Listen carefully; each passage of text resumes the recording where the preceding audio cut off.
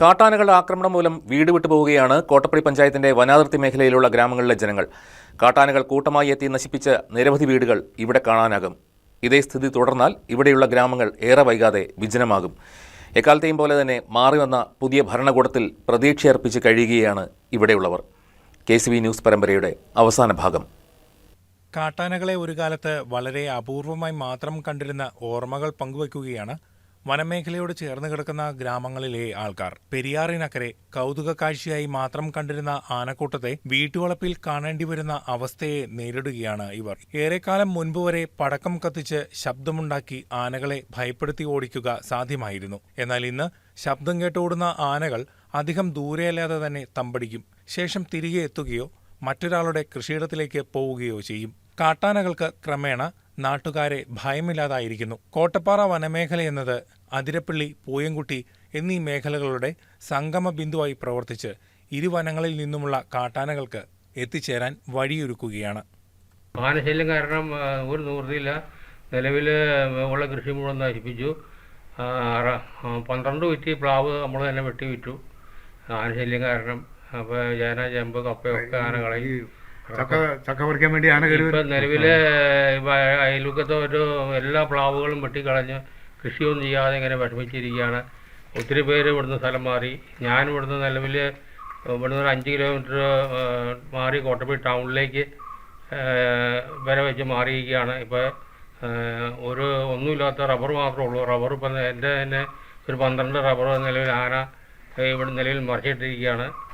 ഇതിലെല്ലാം ഉപരി അതീവ ഗുരുതരമായ മറ്റൊരു പ്രശ്നം ഇവിടുത്തുകാരും ഈ ഗ്രാമം തന്നെയും നേരിടുന്നുണ്ട്. അതാണ് കാട്ടാന ആക്രമണം മൂലം തകർന്ന വീടുകൾ ഉപേക്ഷിച്ച് പ്രാണരക്ഷാർത്ഥം നാടുവിട്ടവരും. കൂലിവേല ചെയ്തും മറ്റും സ്വരുക്കൂട്ടിയ പണം കൊണ്ട് പണിതീർത്ത വീടിനു നേരെ കാട്ടാനകൾ ആക്രമണവുമായി എത്തുമ്പോൾ ഉപേക്ഷിച്ച് നാടുവിടുകയല്ലാതെ ഇവർക്ക് മുൻപിൽ വേറെ പോംവഴികളൊന്നും തന്നെയില്ല. ഇത്തരത്തിൽ കാട്ടാനയുടെ ആക്രമണത്തിൽ തകർന്ന വീടുകളുടെ ഒരു നീണ്ട നിര തന്നെ ഇവിടങ്ങളിൽ കാണാം. കണ്ടംകുളത്ത് വീട്ടിൽ ബാബു, കല്ലുവെട്ടിക്കുഴി വീട്ടിൽ കുര്യൻ, നെടുമറ്റം വീട്ടിൽ കുമാരി, ഇടപ്പുളവൻ വീട്ടിൽ പോൾ, കല്ലമ്പള്ളി വീട്ടിൽ തങ്കച്ചൻ, മനയമ്പള്ളിയിൽ ആന്റണി, പാണ്ടേലിയിൽ തങ്കച്ചൻ, പരുത്തേലി കുഞ്ഞുമോൻ, കീരിമോളൽ വീട്ടിൽ സാറാമ്മ എന്നിവർ തങ്ങളുടെ വീടുകൾ ഉപേക്ഷിച്ച് പോയിക്കഴിഞ്ഞു. കാട്ടാനകളുടെ ആക്രമണം ഭയന്ന് വീടുകൾ ഉപേക്ഷിച്ച് പോയവരിൽ ചിലർ മാത്രമാണ് ഇവർ.